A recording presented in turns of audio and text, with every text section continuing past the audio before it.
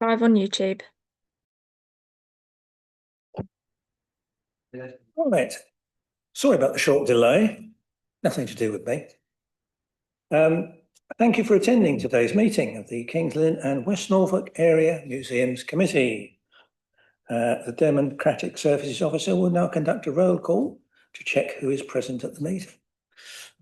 Thank you, Chair. Councillor Bland? Present. Councillor Bubb? Present. I've received apologies from Councillor Kemp. Councillor Linton? Present. Councillor De Wally? Present. County Councillor Bambridge? Present. County Councillor Chenery of Horsburgh? Present. I've received apologies from Councillor Ward and Councillor Kybird and Miss Lindsay Bavin. Oliver Bone? Present. Dr. Robin Hanley? Present. I have Councillor Rose substituting for Councillor Kemp. And we've also got in attendance Hannah Jackson, who is observing the meeting. Thank you. Thank you. That's everyone, Chair. Right. Please may I remind members that this meeting is being recorded and streamed live via YouTube. By attending this meeting, you are giving your permission to be recorded and streamed. Members should ensure that during the meeting, microphones are turned off until they are invited by the chair to address the committee. When addressing the committee, please ensure you speak clearly into the microphone and avoid any side conversations. So the first work of the day is to appoint a vice chair for the meeting. Do we have any nominations?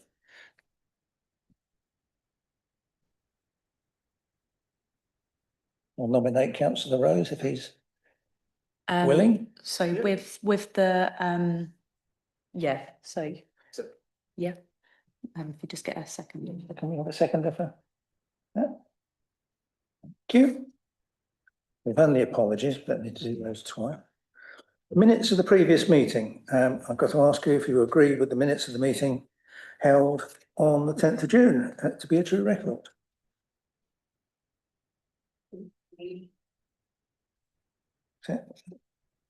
Any matters arising? I've got a very tiny one in that we've got Councillor Kemp in the borough councillors, which she is, but she sits as a county councillor. So I don't know whether she ought to be on the other. So Chair, for this committee, she's a representative for borough councillor. But to be vice chair, she has to be a county councillor. Yeah, but it was agreed at the last meeting because there was no nominations for county, right. that should take the place. Right. Any other points rising from those minutes? No. Good job done. That's okay. Any declarations of interest? No. No. Right. So, item 6, report of the Assistant Head of Museums, Robin Hanley. Thank you, Chair. Before I hand over to Oliver, who's going to start the presentation of the report, just to welcome Hannah Jackson, who's returning to her role as Operations Manager for the NMS Western area, having previously been on secondment to support the Norwich Castle redevelopment project. So Hannah will be, has now resumed her role as Western Area Manager, responsible for sites at Crescent Hall, Kings Lynn and Thetford, and obviously it's part of that working closely with Oliver and the team here. And Hannah's come to sort of observe today's meeting and get back into the swing of things in terms of Kings Lynn and West Norfolk. But I'll hand over to Oliver now to start the report presentation. Thank you, Robin. So you have before you yourselves a report covering the period June and July, although I will include a little bit of August and September into what I say. Our current exhibition is proving popular. It's a Star Wars themed exhibition using a private collection from Star Wars aficionado Matt Fox, who's put together a wonderful collection of toys and cinema posters relating to the Star Wars, the sort of the first phase of Star Wars from 1977 to 1985. The purpose of this exhibition was to celebrate collecting and also to encourage first-time visitors to the museum.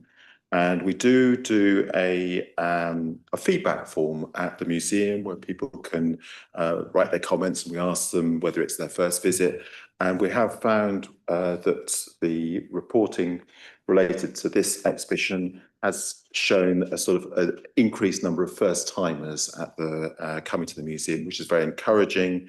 And I expect as we go into our free admission period in 1st of October, that we should get a lot more first-time visitors coming to see, be tempted into the museum by May the Toys Be With You.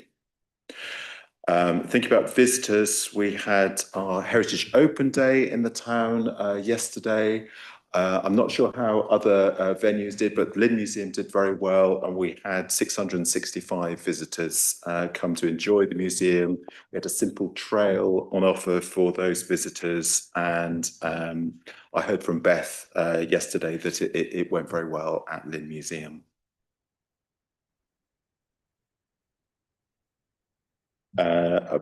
Page 78 of the report includes, there's a photograph of filming taking place in the museum, and if Matt Fox is a great fan of Star Wars, possibly even greater fan is David Whiteley from ITV News.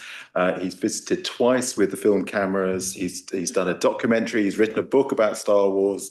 Yes, so that gave us some welcome publicity for the museum and for the exhibition. And the report shows some links to other local news outlets for encouraging people to come and see. So I think we can say "as seen on TV" in our posters. Item 1.2, the previous exhibition, the dog-themed display that I've reported on, was all packed up and returned safely to the various sources, including some national museums and other museums within Norfolk Museum Service. And this included, one of the good things with temporary exhibitions is it gives an opportunity to show collections that are light sensitive, that you can't have out all that much because of fear of fading in the light. So things like watercolors, drawings, costume items, we can show some of those from the museum collections as part of what we do. And 1.3 on page 79, we're working currently on putting together object lists for our new exhibition, which will open next year, next June. And this is a sort of physical, tangible expression of the Newman Legacy project that we're working on, going through the museum collections. I worked out that we've got, where are we? 46,621 records in the museum collections, which have been going since the 1840s. All sorts of different kinds of items. And I think I said last time that I would report on the numbers. It's slightly difficult to say with great accuracy, but we reckon that we've worked and updated such that we have about, of those 46,000, about 13,514 left to do to update. So that represents an enormous effort on the projects that we've been working on. And by doing this, we can get to see all the things that are tucked away in boxes in the museum stores, and have an opportunity to use this exhibition to celebrate the collection and bring out things that aren't normally on display, including paintings and, as I say, perhaps some of the light sensitive items such as the costumes. There's a collection of dolls, for example, again, light sensitive items, and I think some of those are on the object list for the exhibition. So it should be great fun, and we'll be working closely with our colleagues in conservation to ensure that these are sort of prepared well for public display next year. The museum team continues to offer a variety of events for the public. We have some family events that run through the holiday period. Our Star Wars event was very popular at the end of July, beginning of the summer holidays, with 170 participants. And then we offer family trails. We do a regular monthly mini museum. I think our mini museum this Thursday has got a dinosaurs theme, so that's always a popular topic. And we should get lots of children come along for that one. And coffee mornings, also some of which include a Star Wars related theme. I see that making tin can droids is one of the activities for one of the coffee mornings that we did. Talks and workshops continue, and if you get a chance, from the computerized reports, there's a link there which takes you through to the variety of events that we offer at Lynn Museum, and you can see that there through the link. And I'll pause there briefly in case there are any questions on the first section of the report. Chairman, I wondered if I'm a governor at King Edward VII. Actually, we're not called governors anymore, but committee member. And I wondered if any sixth form students would be useful to help with the cataloguing at any time, because they all try to do some work experience, and they're a bit more responsible than the under 16s who need to be chaperoned a bit more.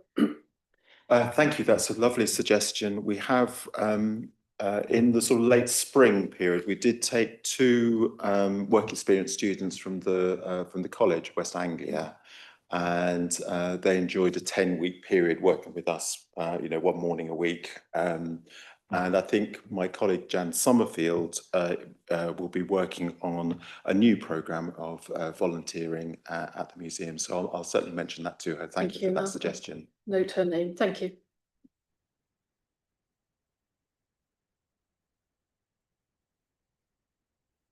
Thank you, Chair. It's really just to say thank you to Oliver and Robin for the update, and that gives an idea of how we have progressed. And you've done extremely well with the number of records that you have managed to update. What are the challenges to get, other than labour, to get the remaining 13,500 odd records completed, please? Thank you. That's a very interesting question, and yes, there are challenges. We have there's that expression data cleaning, and there is some data cleaning needed on the. We use a program called Modes. It's a museum catalogue system that we have for documenting our museum collection. And there is some time and detective work that's needed going through that information. The museum collection has been going since the 1840s.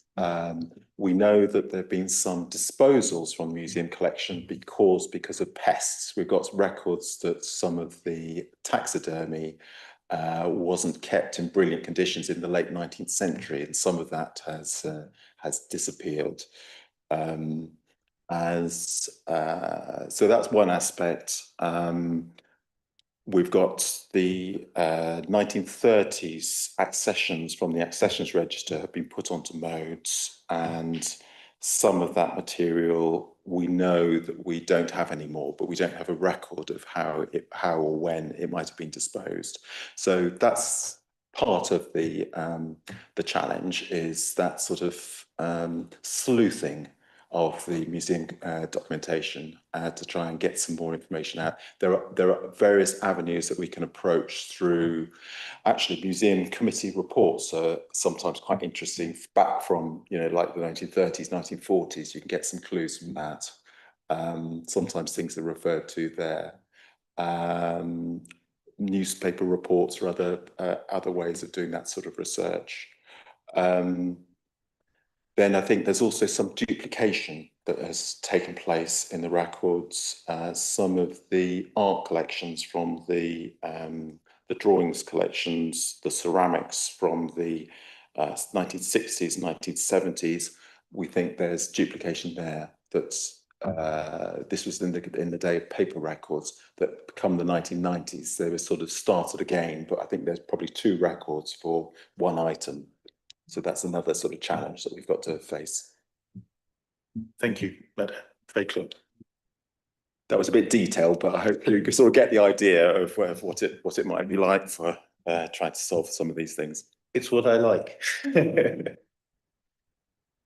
I brought my wife and son yesterday about 11 o'clock into the museum, and there was a smattering of people, including a very noisy crowd by the toilets, shouting their heads off, which was quite unpleasant. And one lady walking around did mention how put off she was by it to me, and we had a long chat with her. She came from Peterborough, so it can't be too quiet over there. It occurred to me, and you may already have this, it would have been nice, as Heritage Day is broadly about the buildings rather than what's in them, some sort of history of the building itself, either in leaflet form or somebody talking about it, would have been quite nice to have. Yes, thank you. That's a very interesting point. I mean, it's a lovely Victorian building that the Lynn Museum is based at. We do have some interpretation in the museum. There's a wonderful Henry Baines painting, oil painting of the chapel soon after it was first built. And you can see in the foreground, there's someone taking some sheep through to the livestock market that is where the bus station is now. And there's an introductory panel in that reception area which covers a little bit about the museum building in there and the story of the chapel. And I think there's also some on the audio guide, which is now been updated so that we're going to have QR codes linked to something called SoundCloud, so that you can get some audio information about aspects of the collection. And it's always good practice anyway to have different media for telling the story. You can have the words and pictures on the wall, but it's also good to have audio as a sort of another way of learning about it. But yeah, it's a good point. Another thing we could do is have someone come and give a talk about the building as part of our talks program. But yeah, that's a very good thought. Right. 2, Newman Legacy Project. So I think I've sort of touched on the Newman Legacy project already. According to my figures, there are about 29% of records remaining to update. If you take out the photographs, there are about 8,000 photographs, and they're recorded pretty well. And we had a brilliant volunteer who scanned a lot of the photographs, so we've got a very good digitized record of the photograph collection. And the update from this report is the geology collection has been now completely audited. So hooray. So if I move on to section 3.1, publicity and promotion, the links in the report are there to our social media, and we also try other different ways of telling people about the museum and museum collections. YouTube has got some films linked to the Lynn Museum themes, and the Google Arts and Culture platform is also very good for Lynn Museum. We've uploaded information about Seahenge, other former exhibition topics. It's a way of sort of archiving the content for the exhibitions by using this Google Arts and Culture platform. And we did have the Google trolley came to the Museum of King's Lynn and went right round, so you can do a sort of Google Street View inside the museum, so you can get like a virtual visit to the museum. It's quite an interesting snapshot of how the museum was in 2013, slightly different from how it is today. 3.2 in the report, we've since 2013, in fact, we've had trainees working as part of the Arts Council England funded teaching museum programme for Norfolk Museum Service. And this year, Rosalind McLean, we have, some of you may have met, and she's settled in very well. She's about halfway through her programme now, and is enjoying the hands-on aspect of her traineeship. Actually, her traineeship is funded through the Newman Legacy, but she's part of a group of 4 trainees working within Norfolk Museum Service in different roles, and they come together on a Friday typically to learn about different aspects of museum work. 3.3 retail offer at Lynn Museum. There's a photograph there with our chair and Bob and Jim Taylor and Dana for the launch of the new retail line based on the Taylor's lovely packaging and posters and so on, and we were able to give them examples of that, weren't we, on the day, which I think they were quite touched by. And they keep coming back into the museum to sort of buy more, so they're very good for our visitor numbers, those two. Jim gave me one of the lovely tea towels of the seed packet, and I told him yesterday that I'm not going to use it, but I'm going to try and display it because it's so lovely. How are sales doing? Sales are doing very well.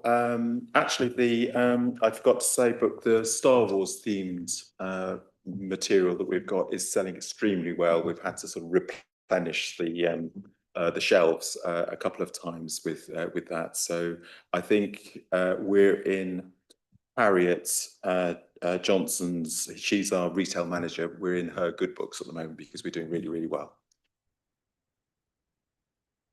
Item 3.4, it's always good to have object photography done. Oh, sorry, there's another question. Apologies. Wait until the next course, but there were 2 questions. One about publicity.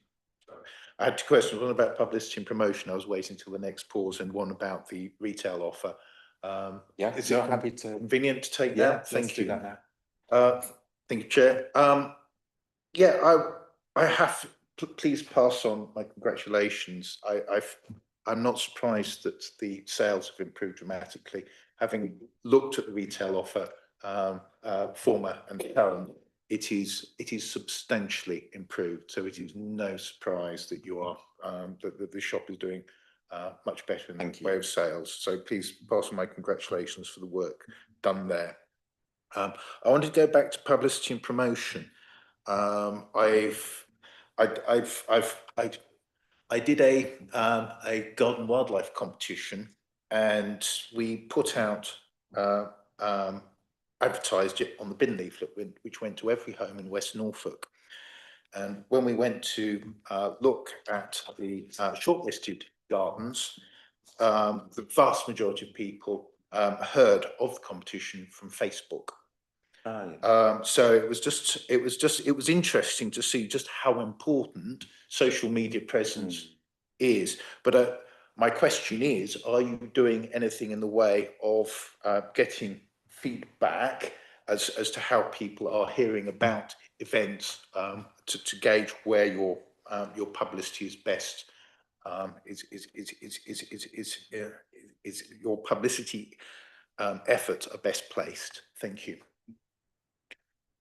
Thank you. That's an interesting question. I think we could do more on understanding better how the publicity reaches out to people. We do that feedback form that I mentioned, where we do sort of ask people, but it's a relatively small proportion of the visitors that come to the museum who actually fill in the form. I don't know if there's some way, what other ways there are.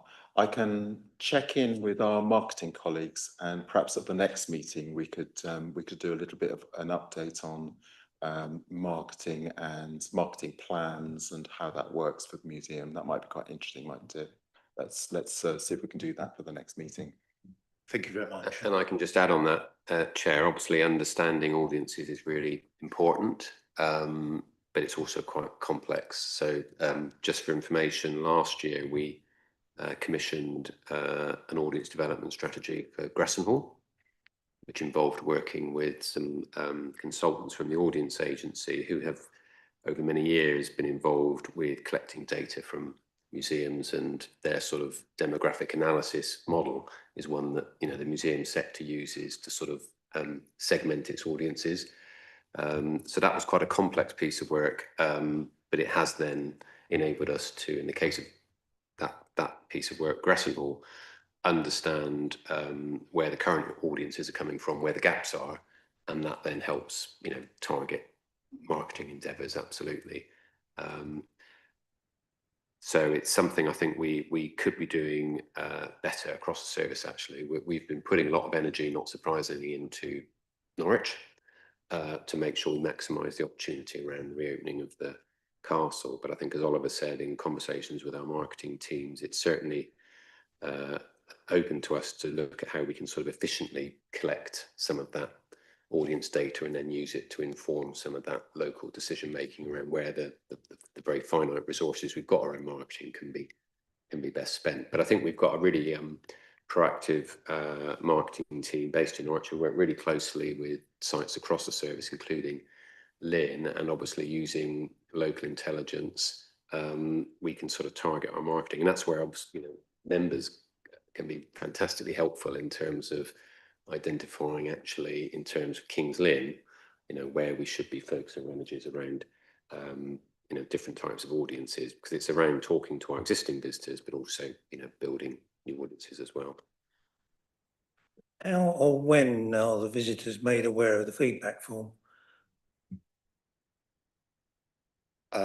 There's information in the exhibitions area. I think there's a table at the back there where we've got printouts of the forms, and then there's a QR. To be honest, I think most people do a paper feedback, but you do have the opportunity to do a QR code linked to it's Google Forms online that you can then fill that in, and it's sort of pulling those together that gives you the feedback that we've got.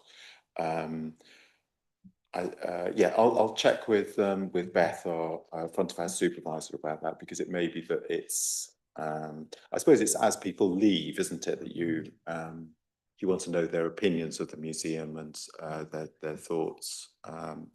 Yeah, it's an area that we can do more on. So just to say, Chair, that's obviously quite a self-selecting group of people who are sort of wanting for good or ill to leave feedback for, you know, positive or negative reasons. We also do undertake, as part of our Arts Council England National Portfolio Organisation funding, we undertake more detailed visitor surveys, but they're only at our three largest sites, which are the Castle, Hall and Time and Tide, and that's part of the funding agreement, effectively, with Arts Council, that we undertake those surveys, which do involve quite a bit of resource, and again give us that quite helpful sort of demographic data around who our visitors are and what their interests are. So I think Oliver's absolutely right. You know, there's more we can do, and we want as many visitors as possible to be feeding back about their experience. Do you have something by the door saying, did you enjoy your visit, and the QR code with a question mark on it? Right. Item 3.4, to enhance the museum catalogue, which is available online. We, from time to time, organise object photography days. We had a good one on the 1st of September, and the photograph there is of a ship model by Thomas Baines on display in the museum, which when it's photographed like this, you can see it really, really well, and creates a really useful resource for people far and wide to see what we have in the museum collections. And on the 1st of September, when David came back, he took some beautiful photographs specifically for retail work. So it's photographs of, there's a lovely one of some flint barbed and tanked arrowheads, beautifully arranged. And he took some of the Egyptian artifacts as well, which I think will make fantastic postcards when they're processed properly.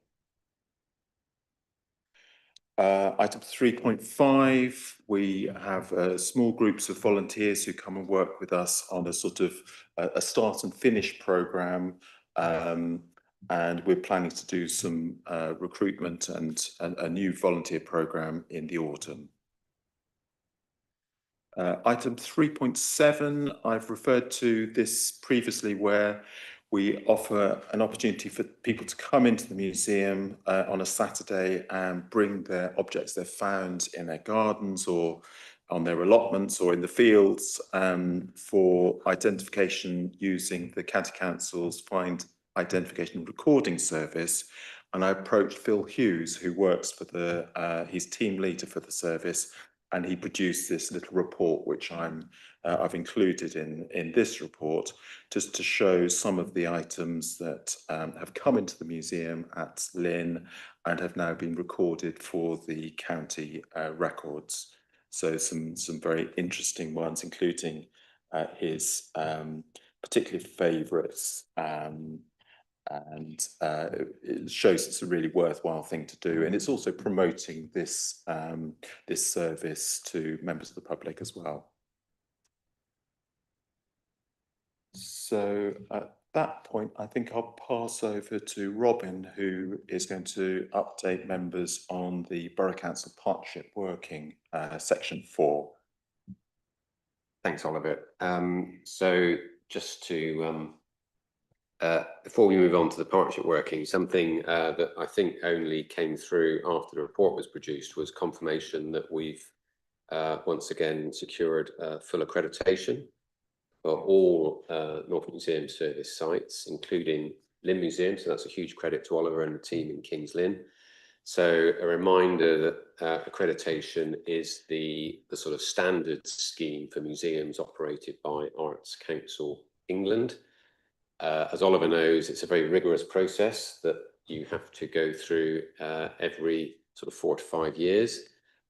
We were fully accredited previously, and following the submission of a very comprehensive set of documentation, that accreditation has been confirmed again. So just wanted to note that for members, and what it should do is enable members to be very reassured that whether it's around documentation, collections management, engagement with audiences, the Lynn Museum is absolutely doing everything in accordance with national best standards, and we'll be able to include some more information about the accreditation scheme perhaps in the next report. But I thought members would like to know that every single museum operated by Norfolk Museum Service has had its accreditation renewed. In terms of the Borough Council Partnership Working item beginning on page 83, colleagues within Norfolk Museum Service continue to work really closely with colleagues within the Borough Council, particularly around supporting the Guildhall project.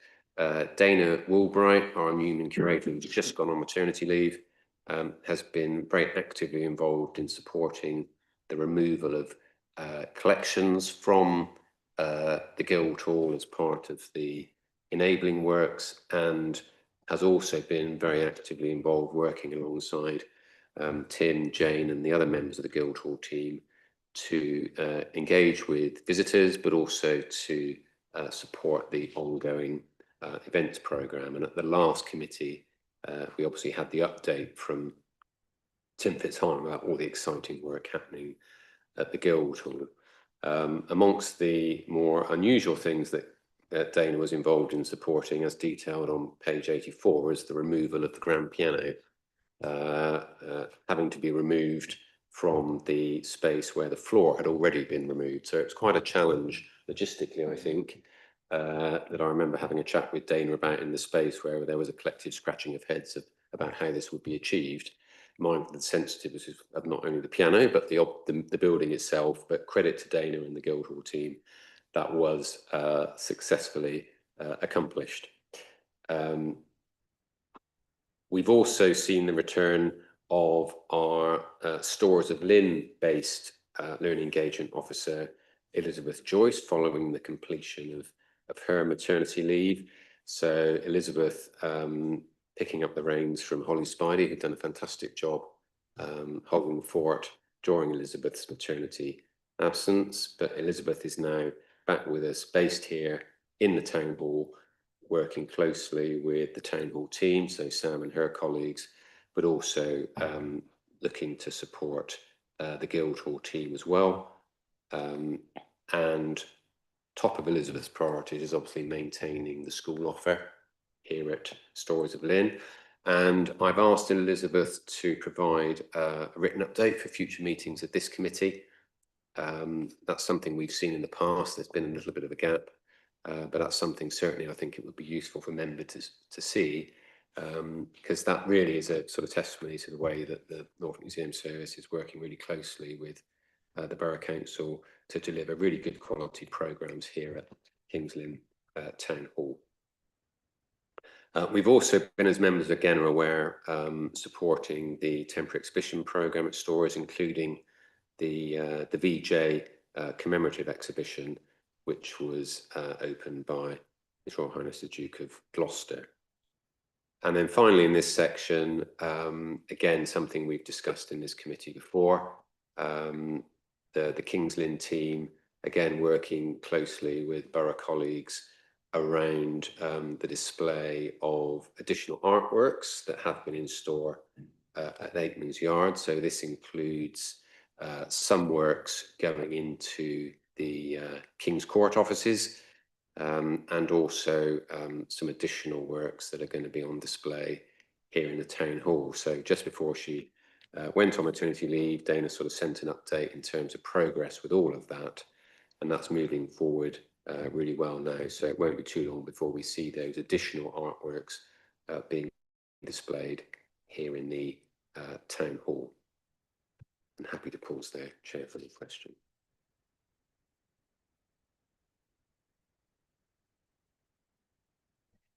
And Dana was also part of, I believe, wrote the grant application in conjunction with others to have the King James I portrait done, which was successful. So she's done an excellent job on that one as well. Yes, thank you, Chair. So that's, as Councillor Linton references, the successful application to the Woodmansterne organisation, yes. And Oliver's just pointed out that in the minutes from the last meeting, the copy of the presentation that Tim gave, the PowerPoint, actually includes a picture of the said painting, which is on wood, isn't it? And is really quite a sensitive artwork. So fantastic that that's been that conservation work can be taken forward. And again, a really good example of, you know, our Norfolk Museum Service and Borough Council colleagues just working well together to a sort of common end. And it'd be lovely to think that will be a sort of real, really significant object in the new Guildhall.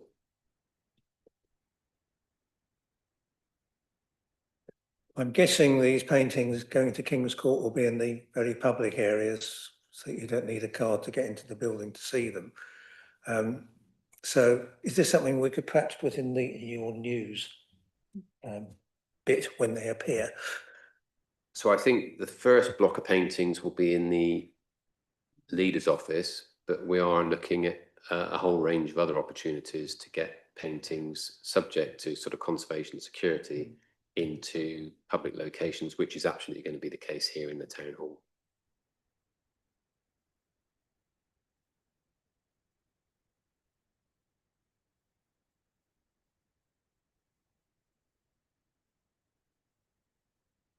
Thank you, Chair. No, I think I've developed an ability to be invisible over the years.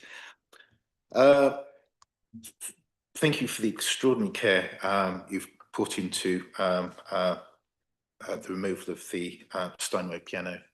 They may be not 1920s Steinway's pianos may not be appreciated in this day and age quite as much as they should be, but I suspect future generations will learn to respect them and love them more.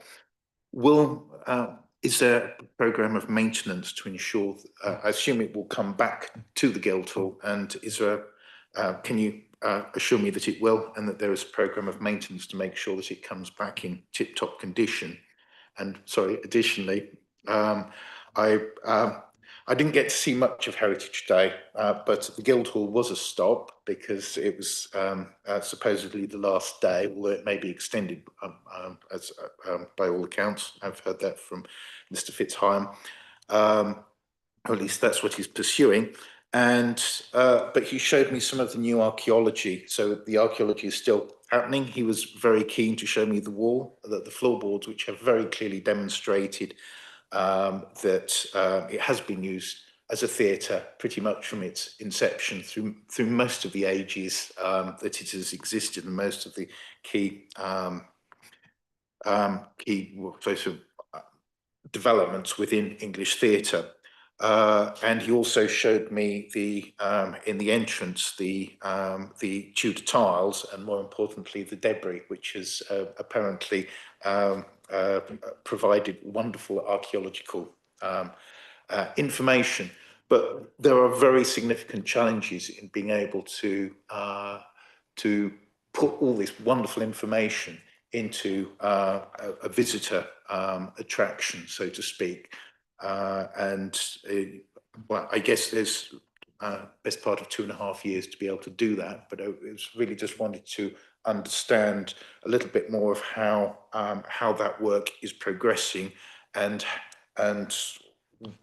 what sort of roadmap NMS have to assisting the project to the point of a final attraction, I guess, offer. Thank you. Thank you. I mean, at the end of the day, the Guildhall, quite rightly, is a Borough Council-led project, and the key decision-making around the project absolutely sits with the Borough Council. We, from the outset, have been very keen, as we always do, to support the Borough Council where we can bring additional skills to the table. And as members of this committee will be aware, that it has included, amongst other things, supporting the development of the interpretation strategy and liaising with the design consultants, PLB, and I think adding real value there. Also supporting developments of learning and engagement programs, again, where we can add value. And as we've just heard in the case of the sensitive removal and handling of objects, again, sort of providing assistance with that. In terms of ultimately the decision making around how things like the piano were incorporated within the final offer, that would sit with ultimately the Borough Council. But again, we'd be very happy to be part of any sort of discussions around that. And then in terms of the interpretation of the archaeology, again, recognising this is a Borough Council-led project, we have been, I think, playing a sort of really key part in the interpretation strategy, but also sharing our experience and good practice, which may be of assistance. The Guildhall project team have previously paid a visit to Norwich Castle during the construction phase to see the realities of life in a complex heritage building undergoing major structural works. Different building, different environment, but shared issues and risks. So again, being able to sort of exchange that information helpful. We've got the Guildhall project team coming back to see us again at Norwich Castle in November. And one of the areas that we might well be discussing with them is the approach we've taken to some of the archaeology. So in the basement of the new Norwich Castle displays, for example, there are sections of preserved archaeology that are still visible, with sort of glass floors that visitors can walk over, but actually view, in that case, sections of the original castle mound and castle foundations, which were all revealed during the archaeological work taking place. So some of that archaeological work can help inform the overall design approach, if you like, in terms of making it visible. But equally, what it should be doing, and I'm sure it will be doing at the Guildhall, is informing the interpretation. So every piece of archaeology, whether it's to do with the built fabric or below ground discoveries, is telling us more about the lives of people who, you know, had an association with that extraordinary building. And that would be then feeding through into the interpretation strategy. So that's something we again can help with, to ensure that where that new information is being revealed, and I know this is something Tim and the team are really alert to, it's ensuring that that new information is then reflected in the interpretation. Because I'm sure as that project goes on, you know, they've been making fantastic discoveries, and we heard about some of them at the last meeting. I'm sure that will continue. And the trick is to make sure that all those discoveries are then made available to visitors at the end of the project. So I think, as I said, we can add real value there. We can share our experience in a different setting. But I've got great confidence that the team within the Guildhall project will be making the right decisions and doing the right thing by the building. If I may just come back. There are fantastic lessons to be learned from Norwich Castle, and thank you for the invitation to look around with the council intern. That was most informative. Thank you.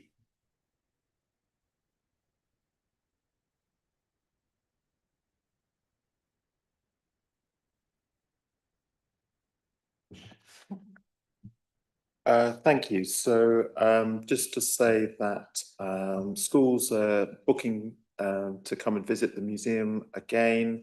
We offer a wide range of different topics for the children to learn about when they visit. The Seahenge display offers a great resource for primary school teachers who perhaps aren't so familiar with Bronze Age history, and this is one of the topics that we're able to help schools and school teachers with.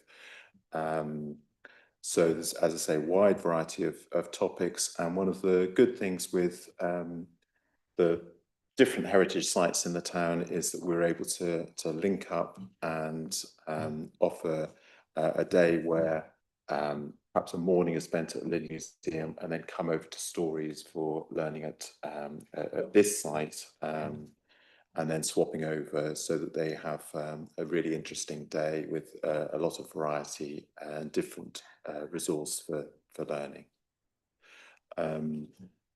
We will be moving into our free admission period, as I mentioned earlier, at the beginning of October.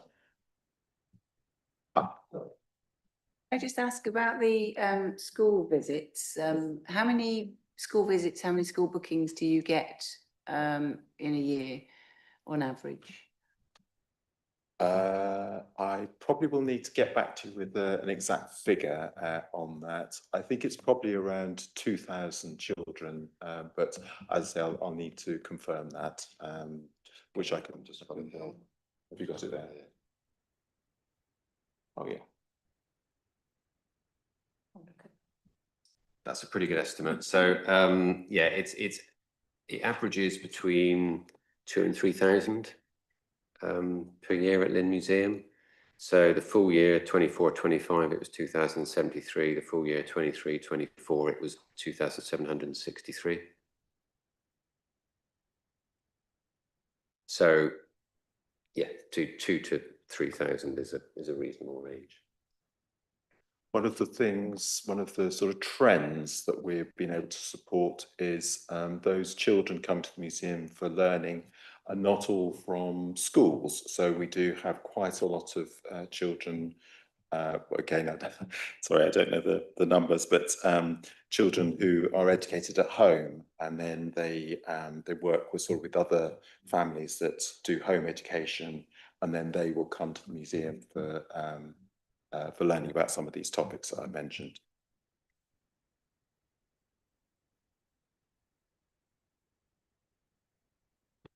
just to say on that, we do at the moment, we're reviewing the way in which we collect our data around visitors, but particularly around schools. And previously we sort of had a category that sort of tends to lump together groups, including home education, but we have seen as a service quite a significant increase in the numbers of home educated children that are actually coming into our sites, and we've now started offering specific programs for home educated groups, particularly at Norwich and Gressenhall, but particularly at Norwich, and it's in response to an increasing level of demand. Now, whether that relates to the overall numbers of home educated children, I wouldn't like to say, but we are seeing higher level of organisation, if you like, between home educators who are coming together as a group, and then we've been increasingly tailoring offers to meet their requirements. It can be sometimes a little bit challenging in terms of ensuring that we reflect the same term time focus we have for schools, because obviously home educators aren't constrained by term times. So that's created a little bit of challenge in some cases, but it's certainly something that we were sort of very interested in developing, and we've got sort of within our learning teams colleagues who have very good contacts within the home learning, homeschooling community, and it's been quite interesting actually to see that developing as an audience for us. But as Oliver said, there's also a whole range of other categories, including preschool groups, early years, and as members of this committee who've been on it for a while will be aware that there's been really good practice at Lynn Museum around early years provision, and as a service it's something we put a lot of energy into, and certainly our early years provision at Norwich is sort of sector leading within the museum sector nationally.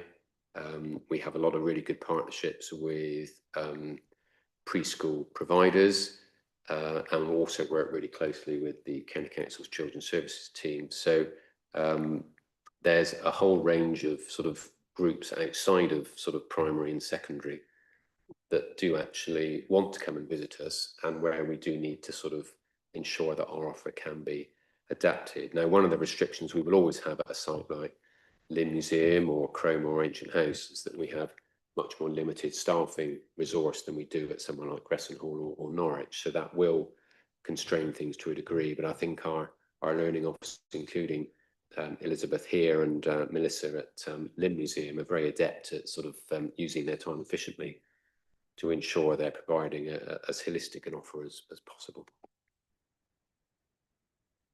If a school party comes in the charging period, do they get charged, or do they then tend to always come in the free period?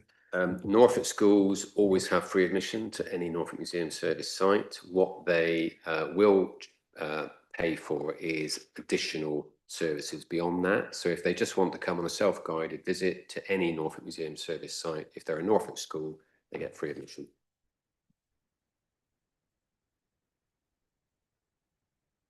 Kick the dust update.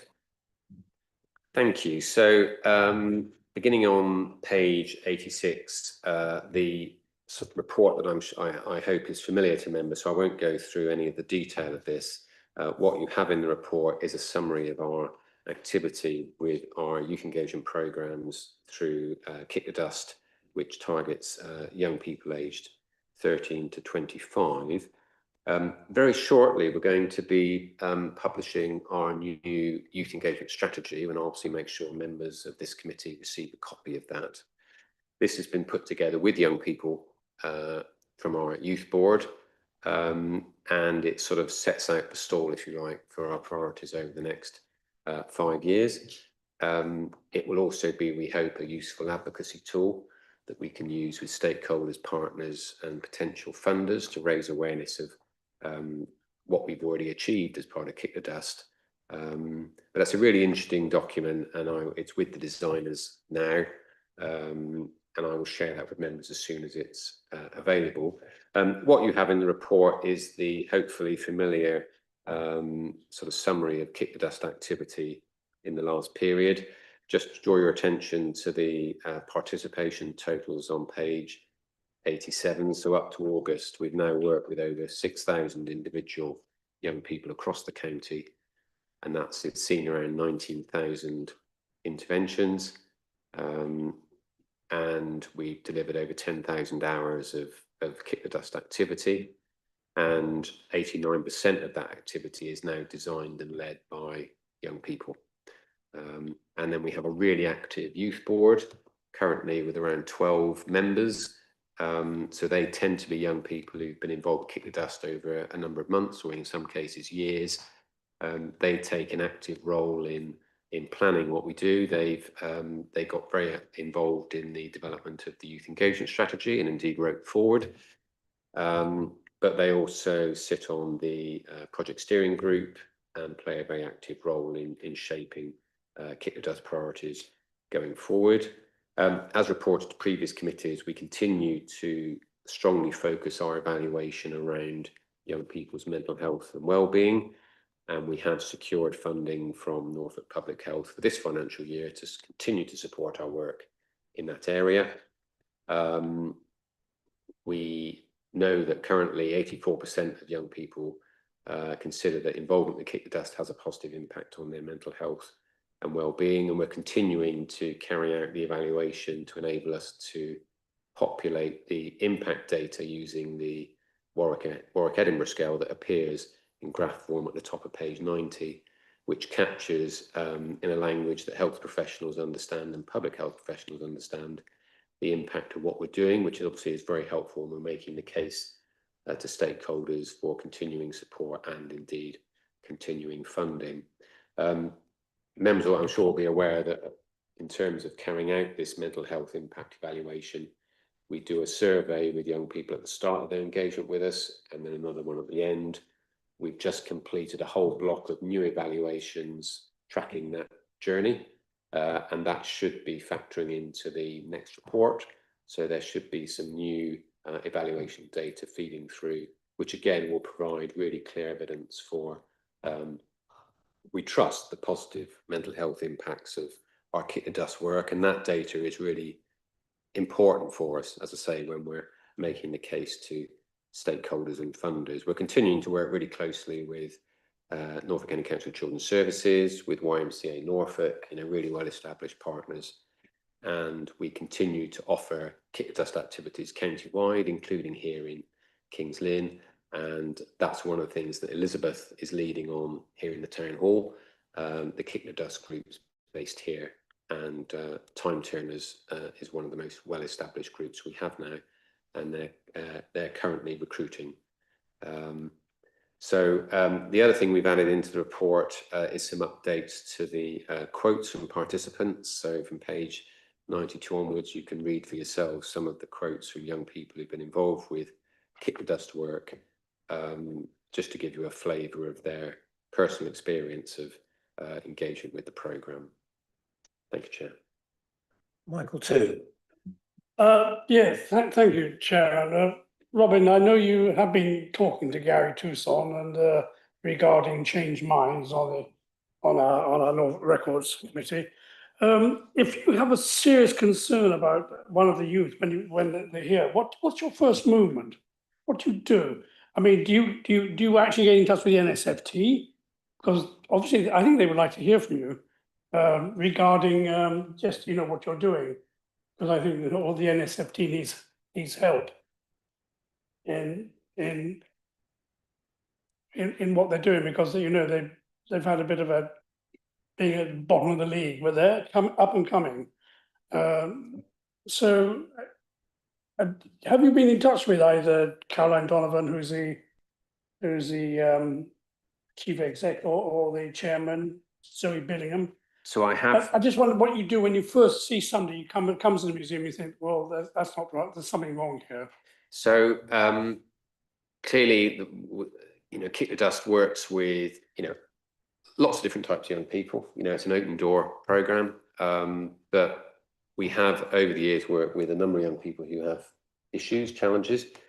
We have very robust safeguarding procedures in place, as you would expect, and that includes enhanced training for our project workers, because they're the eyes and ears on the ground for Kick the Dust.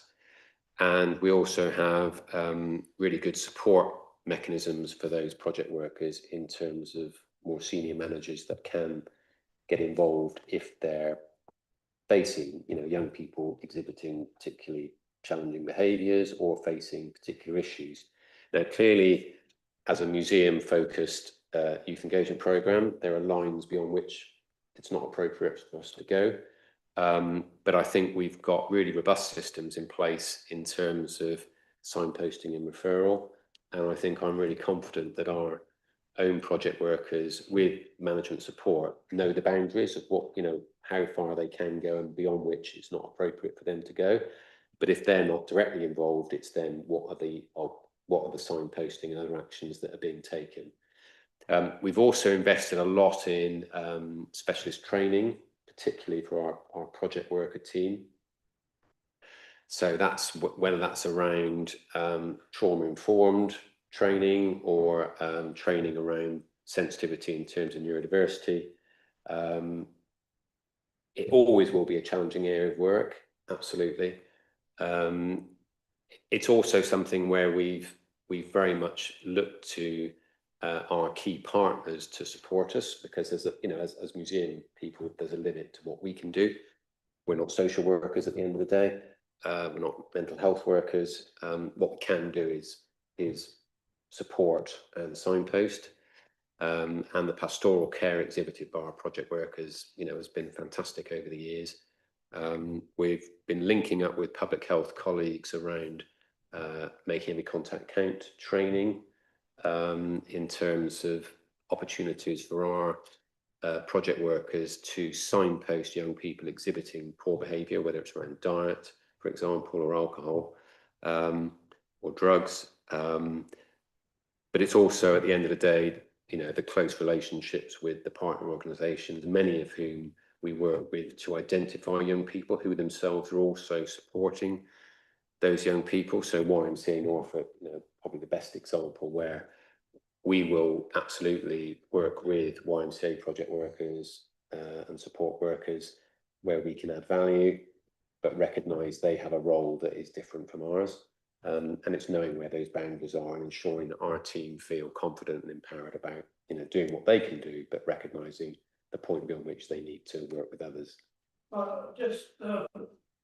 Because you have made a referral, a suggestion, do you get feedback on anything, on anybody? But obviously not with names. Well, we'd be, our team would be bound by the same sort of confidentiality as any other. I'd like to know there's something you might have to say. So I think where it's appropriate, obviously we do, we do maintain contact with young people that we work with, and in many cases, the young people involved in Kick the Dust, particularly those getting through to sort of youth board level, we've been working with for years.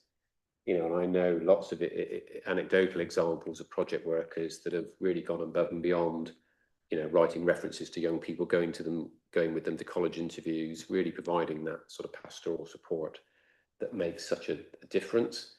But also being clear about where the boundaries are and what is not appropriate for a heritage-based programme. Yeah, thank you.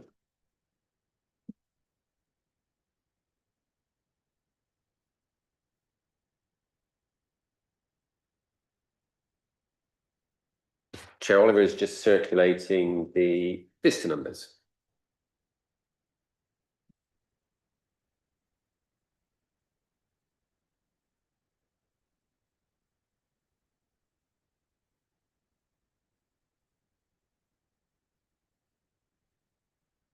Don't match.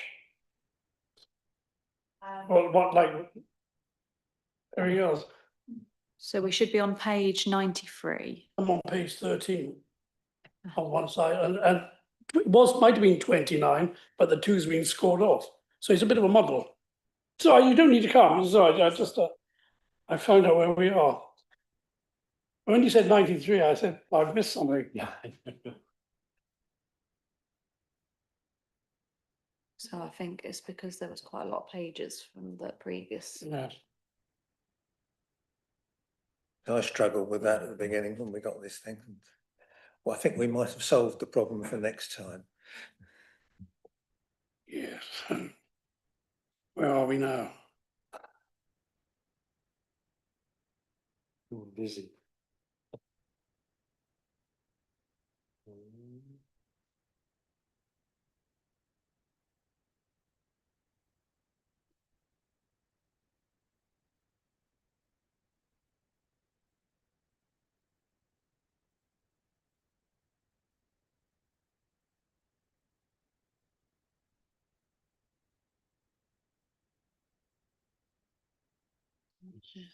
Oh, thank you.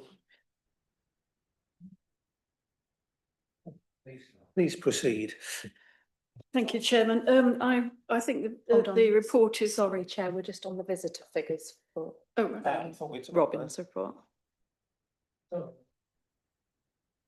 Comments on them? just very briefly to say, I mean, you can see that the Lynn Museum figures, which are towards the bottom of the table, so to speak, are sort of on a par, little down on year to date with last year, so 8774 up to the end of August.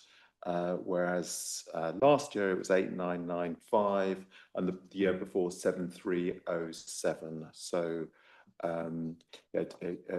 busy, and this is in the context of figures that are well up on previous years before the last 3 years.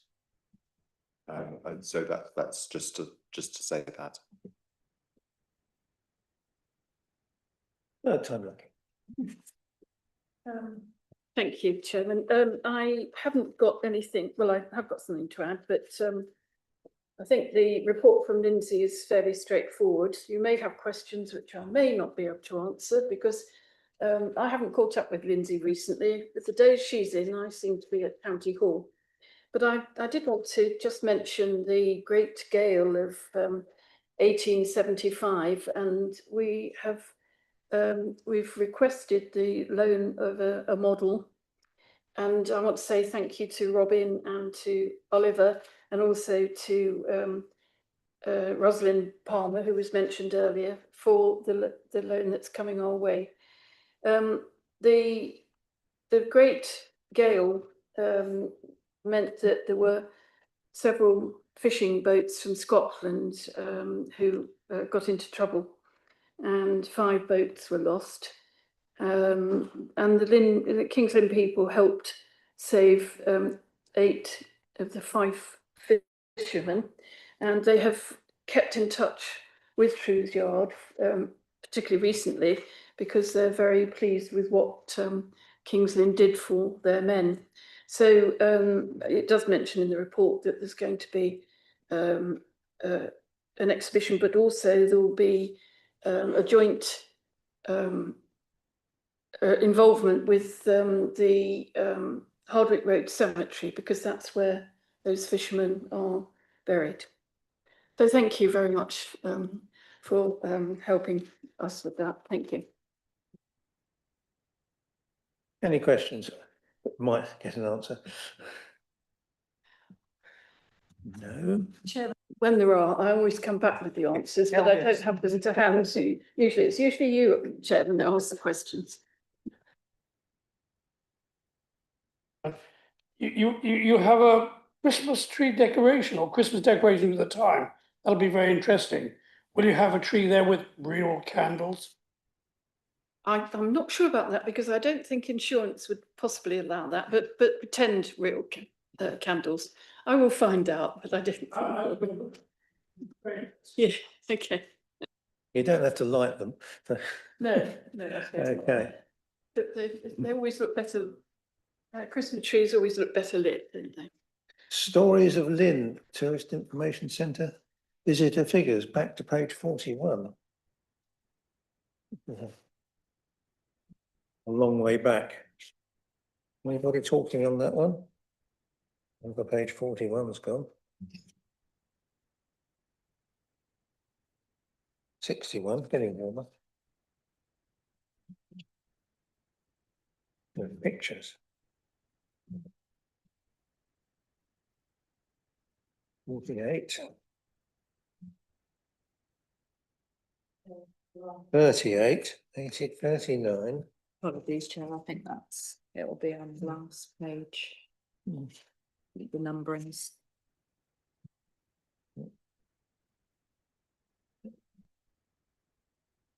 Well, that's page 41, so it's 97, right, okay.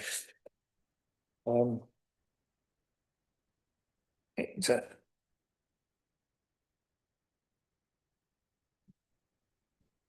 well, there are people coming in. I don't know if they're in the huge quantities we hope they might be. In pontoon inquiries.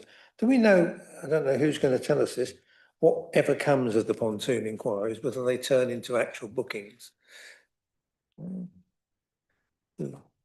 We ask about that. I can report that back to Sanjay. She might be able to provide some information. Okay, no. 33 41 inquiries. Did we ever get any boats there? I've seen some, Chairman. There's a couple of sort of trade boats there, but not.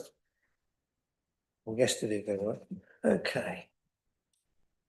So, updates on local government reorganisation. Now we've got this news that the various districts want a 3 split for the county.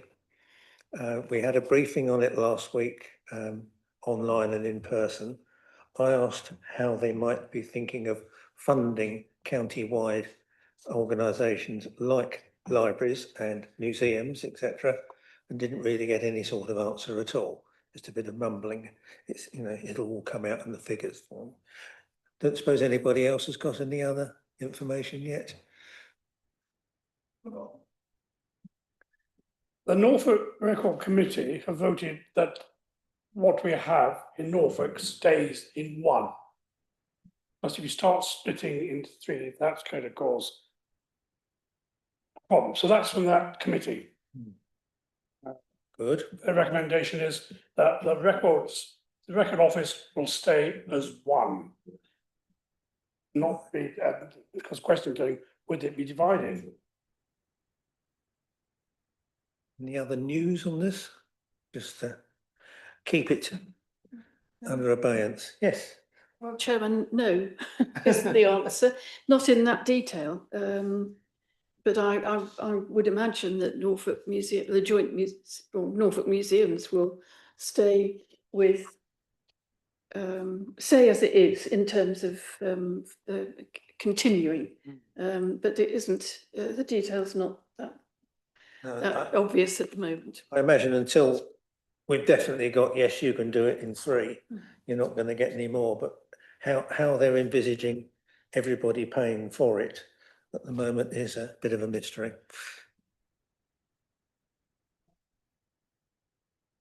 Sorry, I'm hiding again.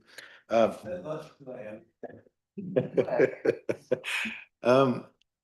understand we will know, was it in March? This is the estimated time of decision as to whether we go for a 3 split or 1 split. My understanding that the business cases plans, which would probably be a better name for them, are still fairly high level at this moment.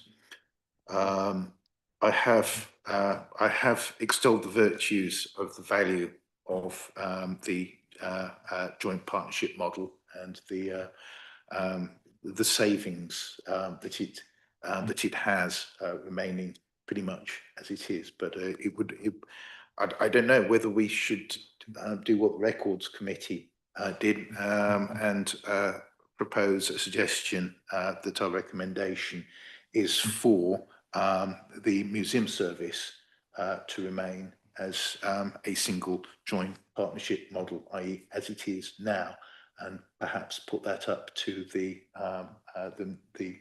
so it goes up to the Norfolk Museums Committee, and perhaps they might want to do the same. Personally, I think that would be good. Is that something that Cabinet can do?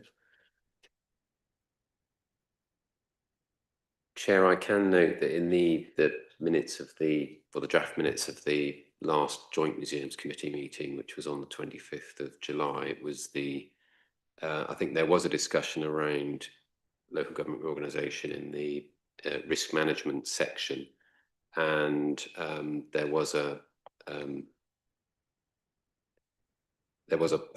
preference stated that the museum service for Norfolk continues as a single entity. So that was part of the discussion in the Joint Museums Committee meeting back in July, that there was a preference at that point that the museum service continues as a single entity, which I think reflects the discussion in the Norfolk Record Office that morning. Chair, for me, that Yes. my understanding is that as a successful organisation that is already working as a joint committee and joint service will remain as it is. May I come back and suggest that we endorse the recommendation put to the at the Norfolk Joint Museums Committee for the service to remain as a joint partnership across Norfolk. Do I have a seconder for that one? I'll second that. And, show of hands if you approve. You're all unanimous. Good. That's Chairman, if I could just add that the devolution document, which is currently, well, it changes a bit, will be going to full council at County Hall on the 16th of October. The business plan in No, to the full council, and then the final decision will be made on whether it goes ahead as far as Norfolk County Council is concerned in at 3 o'clock that afternoon. good. I'd hate to see it slip under the radar and disappear. So that's that. Items for the next agenda. Nothing special? Okay. So at the moment, next year, date of the next meeting is the 12th of January at 2 o'clock here. Maybe they've rearranged it again by then. That's the 12th of January. So, Sorry, Chair, just a reminder that I made a note that Oliver was going to report back at the next meeting on marketing plans. Just put on the agenda. Chair, as part of that, perhaps we could ask one of our marketing colleagues to join us and be part of that presentation. Yeah. I think that would, and That also sounds our good. press and comms, that would be an interesting article. Did I read it right? There are 3 vacancies from the county council for this committee. Yes, that is Yes. correct. I have been in What- contact. What is happening with? I'm not sure. I did contact Norfolk County Council and they said the committee is as it stands at the moment, and she would let me know when they hear. Oh. okay. Leather. Right. Thank you all for coming. And see you next year. Are you wishing